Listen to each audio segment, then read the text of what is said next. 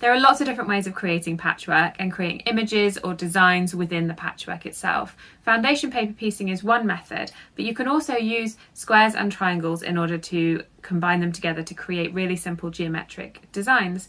I have created this tulip block perfect for the spring, but actually you don't have to cut also any triangles in order to get them into the design. It's a really clever method of introducing triangles without increasing the difficulty level if you've only worked with squares and rectangles before. So keep watching and I'll show you how it's done. All you are going to need for this beautiful tulip block is 3 different colours, one for our background, one for our flower and one for our stem and leaves. And we will be cutting that into a series of squares and rectangles. We will not be cutting any triangles, nothing complicated at all. We're using a really clever sewing technique in order to get these triangle blocks made up. Now, in an ideal world, you will also have a 1/4 inch seam foot. This makes things much easier. Most quilters use them. Some machines come as standard with them, others you have to buy them separately. And you can see that it has this black blade down the side. This is going to help you keep consistent seam allowances, but you can definitely make this without one. The other things that I will be using is my rotary cutter, my ruler, and my cutting board. And that's it really, but you can definitely use a pair of scissors. Using a ruler, you could chalk things or pencil things up and get them cut out that way. So let's get started. You are going to need 3 colours of fabric. A colour for the background, I'm going to use this pink. A colour for the flower, I've gone with nice bright yellow for the spring, and a colour for the leaves and stalk. We are now going to cut these to the relevant pieces.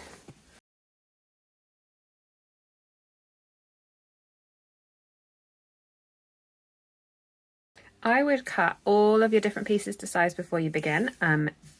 It's just going to make all of the sewing much quicker, much more concise. You're going to get into a real flow with it, so it's always nice to cut everything to size first. I have here in my background colour 2 2" by 11" strips, or 5 by 28 if you prefer working in centimetres. I have 3 3.5" squares, those are 9 centimetres. I have 2 2" squares, that's 5 centimetres, and then I have 1 piece that is 2.5 by 4 inches, or 6.5 by 10 centimetres.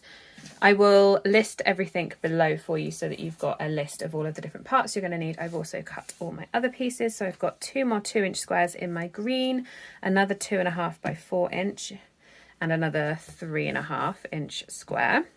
And then in my flower yellow, I've got 2 more 2" squares, 2 of these 3.5 by 3.5" squares, and 1 piece that is 6.5 by 3.5 inches, or 16.5 by 9 centimetres. So these are all the pieces that I need in order to make this block. So we will begin. Now you may have noticed that there are no triangles here. This is where the magic really happens with this method. We are going to make the triangles first. So I shall show you how we're going to do that. So I'll pop all of these bits to the side. And we're working with these 3.5" squares. And what we're going to do is match up one background with each of our other colours. We'll place them right sides together. I am working in a solid fabric, so there is no right or wrong side, but if you were working with something with a print, make sure these are right sides together. I am then going to go to the sewing machine and stitch all the way around the edge. Sounds mad, but you're just going to have to trust me and bear with me on this one. We are using a 1/4 inch seam allowance that is standard with quilting. If you prefer using metric, that is approximately 6 millimeters.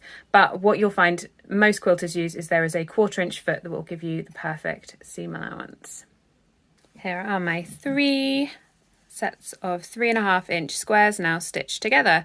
So you can see I've gone all the way around the edge using my 1/4 inch foot, and now is where the magic happens. We are going to cut these. So lining up my ruler with each of my 2 opposite corners, and then I leave them in situ, and then you're going to go the other way.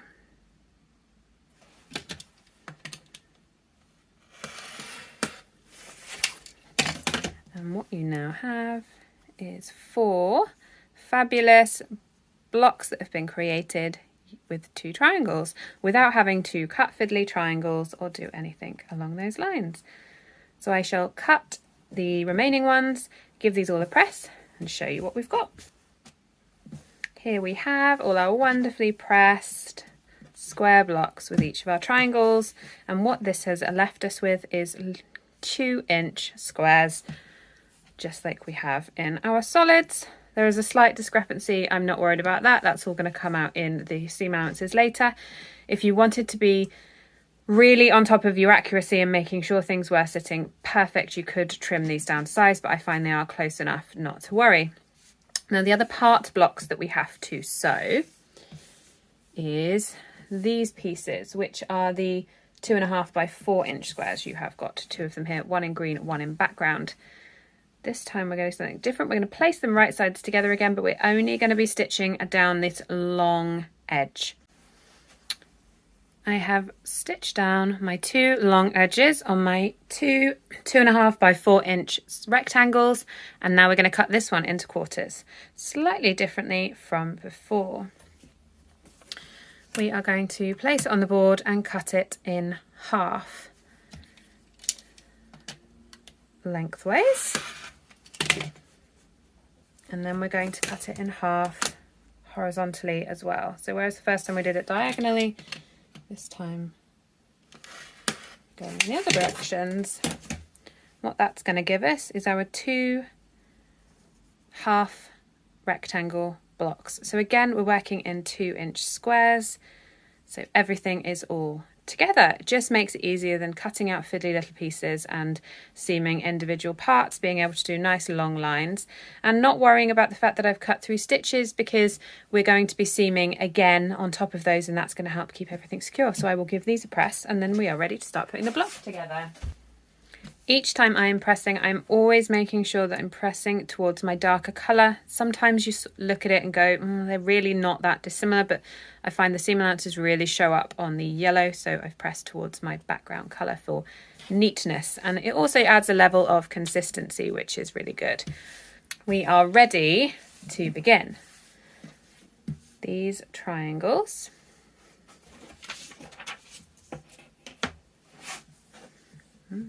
Get everything around the right way. We're going to create rows, which we will seam together first. So this is our first row, creating these points of our tulip piece. Underneath that we have this block, and then underneath that we will have this piece, our 2 2-inch squares, and then this piece. This will leave us with 2 left over. We don't need these. It may be that if you choose to do more than one of these blocks for something, you'll find that you can then use these for your other block, which will mean you'll only need 2 of each of these in the 3-inch squares, or you just discard them because it's a really negligible piece of fabric. Some people will keep blocks like this and eventually patch them all together in a mismatch kind of way to make a really cool little random quilt. Either way, we don't need them for this. So I'm going to seam these rows together, placing them right sides together, using my 1/4-inch seam again until I have got 2 rows and a piece in the middle. Now seamed together, you can see that they're now the perfect size to fit this block in the middle. I have pressed these with the seam allowances open. I will then grab my scissors. I'm just going to take off these little triangles. I don't need them inside the block. It's going to help keep things nice and consistent. I've pressed the seam allowances open just because that's the least bulky method for doing this. You could, on this one, press these towards the inside, but for a consistency reason, I felt it was going to look best this way. So I've pressed all of these seams open, and then I'm going to place this right sides together on here, centralizing to get rid of that slight discrepancy that we spoke about earlier with these being slightly bigger than 2 inches. This one will come here and I will go top and bottom. And here is my finished flower. I have pressed everything and used my rotary cutter and ruler to square everything off so that I'm working with something nice and square at the end of it. There are some slight discrepancies where you can see I haven't got things quite central, but once everything's all added on, you are not going to notice little bits like that. So I pressed these up towards my central block because that's where the least bulk is and everything sits nice and flat. So time to work on our stem. The way we are doing this, we've got one here, and our two background. That's our first strip. So just like before, we're going to make a few strips. We've then got these two in the middle again, but now we've got a couple of triangles that we're going to pop at the side. And then we have got triangle, triangle, and our two green squares. So we shall seam these together into our rows.